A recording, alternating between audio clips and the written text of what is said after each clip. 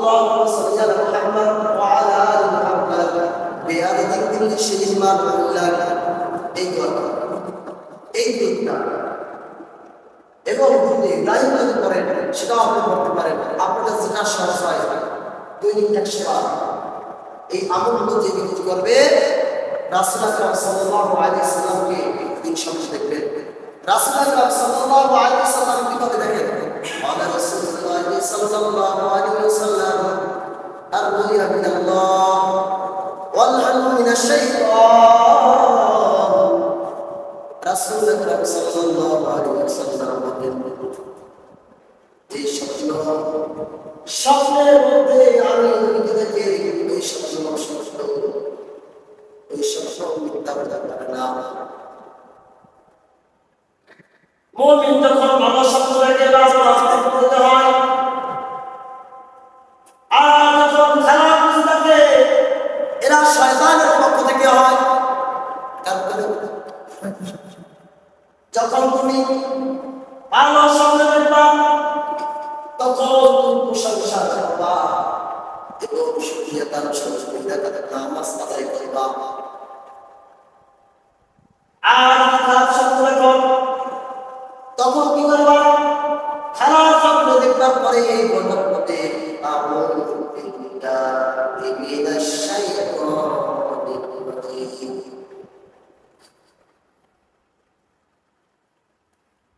এই দোয়া যখন করবে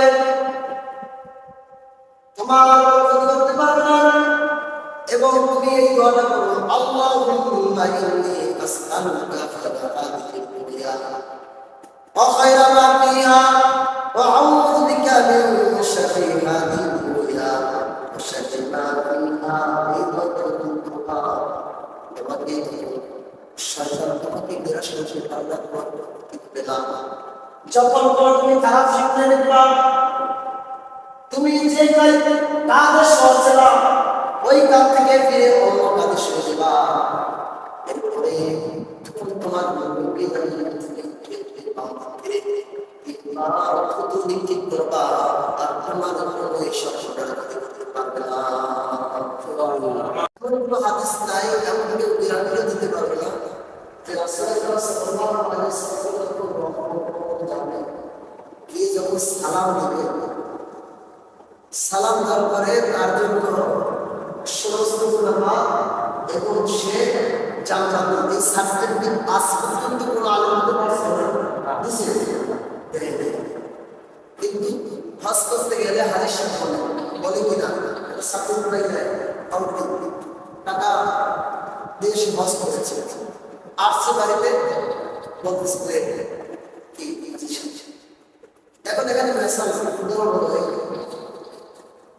যদি কেউ মাস্টার্স লেখাপড়া করে সে যদি কোনো কলেজ বা ভার্সিটির চাকরি না করে তাহলে তাকে ছাড় হবে না, বলেন। এরপরে কেউ যদি ডাক্তারি করে কোনো চাকরি না করে, ডাক্তারি না করে, তাহলে তাকে ডাক্তার প্রশংসা করবে না, বলেন। কিন্তু একজন আলেম মাদ্রাসা করে সে যদি চাকরি নাও করে তাহলে তাকে আলেম বলে কিনা, বলে কিনা। কিন্তু সে যদি চাকরি না করে তারপরেও আর আপনি চাকরি না করলে আপনার মাস্টার সাহেব কিনা বলে। তো ভাই, যখন আপনি হজ করতে যাবেন, হজ করে আসার পরে অটোমেটিক আপনাকে হাজির সাহেব করতেছে। কারণ মাস্টার না করে মাস্টার হওয়া যায় না। লেখাপড়া করছেন কিন্তু মাস্টার না হলে কিন্তু হজ করলে হজ কবুল হয়েছে কি হয় নাই সেটা আর দেখে না, বাস আশা করি হাজির সাহেব বলে কিনা। কিন্তু আল্লাহ দরবারে তার হজ কবুল হয়েছে কিনা সেটা কার বলা নাই। যদি হজ কবুল হয় তাহলে সে হাজির, আর যদি হজ কবুল না হয় তাহলে সে হাজির না। তাহলে রাসূলুল্লাহ সাল্লাল্লাহু আলাইহি ওয়াসাল্লামের রওজা মুবারকে গিয়ে যদি দোয়া করে সালাম দেয়, আজ পর্যন্ত কোনো হাদিস আমি পাই নাই, কোনো আলেম বলছেন আমার জানা নাই যে রওজা মুবারকের পাশে যখন দাঁড়াবে এরপরে তার জন্য জান্নাত ওয়াজিব, জাহান্নাম কি হারাম। আসমান সুরের দোয়া আমরা পাই না, আমি কোনোদিন ওয়াজিব পাই না। রাসূলুল্লাহ সাল্লাল্লাহু আলাইহি ওয়াসাল্লাম বলেন, ও মুমিন শোনো, আমাদের স্বপ্নে করে করে তোমার জন্য জান্নাত ওয়াজিব, জাহান্নাম হারাম। সুবহানাল্লাহ। যদি তুমি আমাকে স্বপ্নে দেখো তাহলে তোমার জন্য জান্নাত ওয়াজিব, জাহান্নাম ওয়াজিব হারাম। তাহলে আপনি কত টাকা আদায় করে আসসালাম করেছেন, কবুল হবে কিনা জানা নাই, কিন্তু আমি যে আল্লাহ রাসূলুল্লাহ সাল্লাল্লাহু আলাইহি ওয়াসাল্লামকে স্বপ্নের ঘরে দেখে থাকি, তাহলে আমার জন্য জান্নাত কি? সেই জন্য আমাদেরকে কয়েকটা আমল করতে হবে। রাসূলুল্লাহ সাল্লাল্লাহু আলাইহি ওয়াসাল্লামকে জান্নাতে যাবার জন্য রাসূল সাল্লাল্লাহু আলাইহি ওয়াসাল্লামকে স্বপ্নে দেখবার জন্য, আর আমি জান্নাত পাওয়ার আশায় আমাকে আমল করতে হবে। যদি খালেস হবে আমরা আমল করতে পারি, নিঃসন্দেহে আপনি রাসূলুল্লাহ সাল্লাল্লাহু আলাইহি ওয়াসাল্লামকে স্বপ্নে পাবেন। আসলে তাহলে সে আমল কি খুব খেয়াল করে শুনবেন, অনেক লাভ হবে।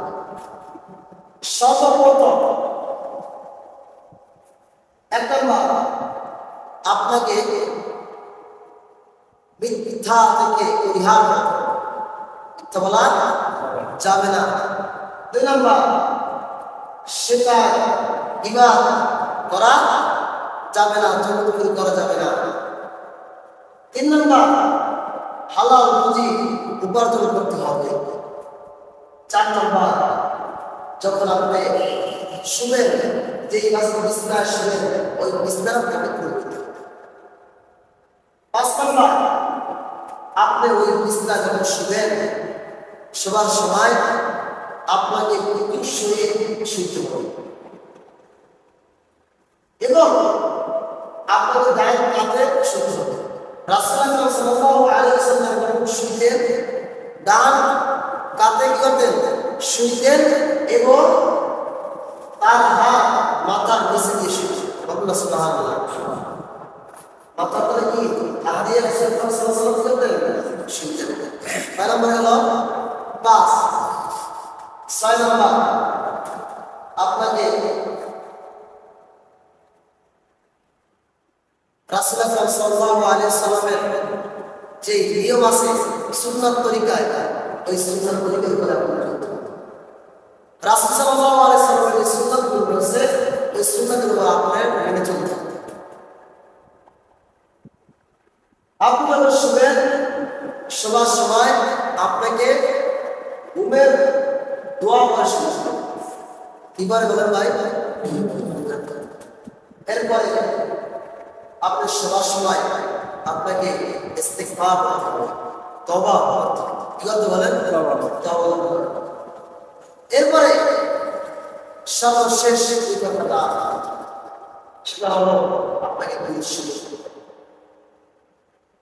যদি দৈনিক এই আমলটা করতে পারেন তাহলে আপনি রাসূলুল্লাহ সাল্লাল্লাহু আলাইহি ওয়াসাল্লামকে নিঃসন্দেহে আপনাকে স্বপ্নের মাধ্যমে আমলটা করা সহজ না কঠিন? আপনি যখন করতে পারবেন তখন আপনার জন্য সহজ হয়ে যাবে। না যদি রাসূলুল্লাহ সাল্লাল্লাহু আলাইহি ওয়াসাল্লামকে আমরা দেখতে পাই, রাসূলুল্লাহ সাল্লাল্লাহু আলাইহি ওয়াসাল্লামকে স্বপ্নে দেখার জন্য আমরা এই দোয়া পড়তে আল্লাহুম্মা সাল্লি আলা মুহাম্মাদ ওয়া আলা আলি মুহাম্মাদ কামা সাল্লাইতা ওয়া সাল্লামতা ওয়া বারাকতা আলা ইব্রাহিম ওয়া আলা আলি ইব্রাহিম ইন্নাকা হামিদুম মাজিদ। আপনি যে কোনো দোয়া করতে পারবেন। আল্লাহুম্মা সাল্লি আলা মুহাম্মাদ ওয়া আলা আলি মুহাম্মাদ বিআদাদি কুল্লি শাইইন মা লাক। এই দোয়াটা, এই দোয়াটা এবং যদি ইব্রাহিম যদি করেন সেটাও আপনি করতে পারেন। আপনার কাছে যেটা সহজ হয় দৈনিক 100 বার এই আমলগুলো যে ব্যক্তি করবে রাসূল আকরাম সাল্লাল্লাহু আলাইহি সাল্লামকে ইনশাআল্লাহ দেখবেন। রাসূল আকরাম সাল্লাল্লাহু আলাইহি সাল্লাম কিভাবে দেখেন? ওয়া রাসূলুল্লাহ সাল্লাল্লাহু আলাইহি ওয়াসাল্লাম আর-রুয়া মিনাল্লাহ ওয়াল হামু মিনাশ শাইতান। রাসূল আকরাম সাল্লাল্লাহু আলাইহি ওয়াসাল্লাম বলেন, এই স্বপ্নের মধ্যে আমি দেখি ওই স্বপ্ন সত্য, ওই স্বপ্ন মিথ্যা হতে পারে না। মুমিন যখন ভালো স্বপ্ন দেখে রাস্তা করতে হয়, আর যখন খারাপ দেখে এরা শয়তানের পক্ষ থেকে হয়। যখন তুমি ভালো স্বপ্ন দেখবা তখন তুমি প্রশংসা করবা এবং শুকরিয়া তার সহযোগিতা নামাজ আদায় করবা। আর খারাপ স্বপ্ন দেখো তখন কি করবা? খারাপ স্বপ্ন দেখবার পরে এই ঘটনার মধ্যে আউযু বিল্লাহি মিনাশ শাইতানির রাজিম,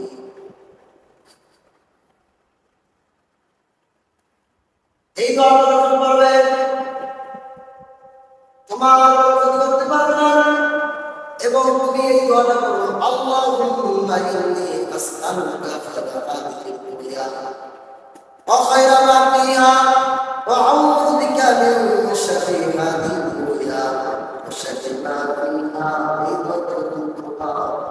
তোমাকে শয়তান তোমাকে নিরাশ করতে পারবে না। যখন তুমি খারাপ স্বপ্ন দেখবা, তুমি যে কাজে সহজেবা ওই কাজ থেকে ফিরে অন্য কাজে সরে যাবা। এরপরে তখন তোমার মনকে ঠিক করবা আর তোমার ওই স্বপ্নটা